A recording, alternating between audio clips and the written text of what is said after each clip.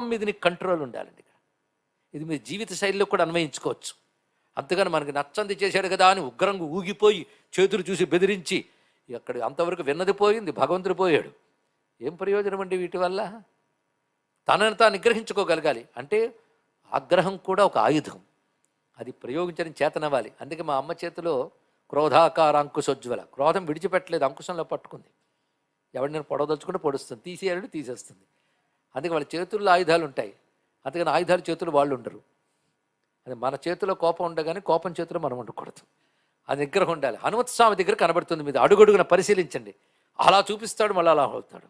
ఎంత అద్భుతం అంటే కంప్లీట్గా వశి అయిన వాడికి పని చేయగలడు, తన కంట్రోల్లో తాను ఉండగలగాలి. హనుమంతుడు ఎందుకు అలా ఉండగలిగాడయ్యా అంటే ఆయన రుద్రస్వరూపుడు కనుకనే.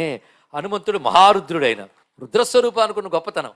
అందుకే నువ్వు నమస్కరిస్తే ఆయన ప్రసన్నుడైపోయాడు. ఎవడో వెళ్ళి ఇదిగో ఈయనంత ప్రార్థన చేస్తున్నాడు కదా, నువ్వు కోపం తగ్గించుకో అని రికమెండేషన్స్ అక్కర్లేదుట. అందుకే తనంత తానే ప్రసన్నుడవ్వగలడు, ఇంకెవరు ఆయన ప్రసన్నుని చేయలేరు. ఆయనంతటా ఐవతమా ఘోరా అఘోరా తను, ఘోరా అఘోరా శివతమ అని 3 విధములుగా ఉంటావు నువ్వు. అలాంటి నీకు స్తౌమి నమస్కరోమి, స్తుతిస్తున్నాను, నమస్కరిస్తున్నాను. అభయమప్యజ్యేవ యాచే విభో, అభయం కూడా ఇవాళ అడుగుతున్నాను స్వామి. నిన్నే ఎందుకు అడుగుతున్నానంటే నువ్వు తప్ప దిక్కుగా కరుణించగలిగేవారు మరొకరు లేరు.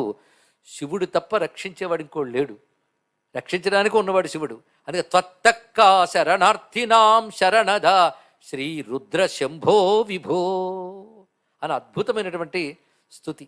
ఇప్పుడు ఒక 2 చూసుకున్నాం, మిగిలిన సమయాల్లో ఏమైనా మళ్ళీ శ్లోకాలతో చూద్దాం. మొత్తం రుద్రంలో ఎంత అందమైన భావాన్ని చెప్పాడో చూడాలి ఇక్కడ. అంతేకాదు నువ్వు శబ్దస్వరూపుడివయ్యా అంటాడు మళ్ళీ సుబ్రహ్మణ్య స్వామి. అది మొన్నంతా ఏకరువు పెట్టాం. శబ్దస్వరూపం గుర్తుందా?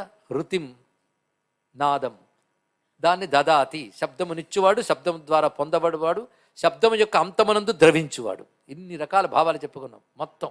అంటే వేదమే శబ్దం, వేదస్వరూపుడు రుద్రుడు. కానీ రుద్ర అంటే వేదస్వరూప, ప్రణవస్వరూప, ఓంకార స్వరూపుడు. ఈ భావాన్నంతటిని అందంగా ఒక్క శ్లోకంలో చెప్తున్నాడు మహానుభావుడు సుబ్రహ్మణ్యుడు. వాగాది స్వయమేవ బోధయతి. బ్రహ్మదేవుడికి వేదములు ఇచ్చాడు కనుక రుద్రుడు అన్నారు, అది అర్థం చెప్పుకున్నాం. బ్రహ్మదేవుడికి వేదం అంటే జ్ఞానం అంటే వేదమే. సృష్టికర్త అయిన బ్రహ్మకే మొట్టమొదటి వేదలు ఇచ్చాడు. మరి సృష్టికర్తను సృష్టించింది ఎవరు? తమరే. అది యో బ్రహ్మాణం విదధాతి పూర్వం యోగి వేదాహ ప్రగణోగి తస్మై. ఎవడు సృష్ట్యాదియందు బ్రహ్మను కల్పించి హిరణ్యగర్భం జనయామాస పూర్వం, వేదమంత్రం. పూర్వం హిరణ్యగర్భం జనయామాస, హిరణ్యగర్భుడైన బ్రహ్మను ఆదియందు సృష్టించి, అంటే ఆయనకి ఈ కారకుడిగిన సృష్టించి ఆయనకి ఇచ్చట.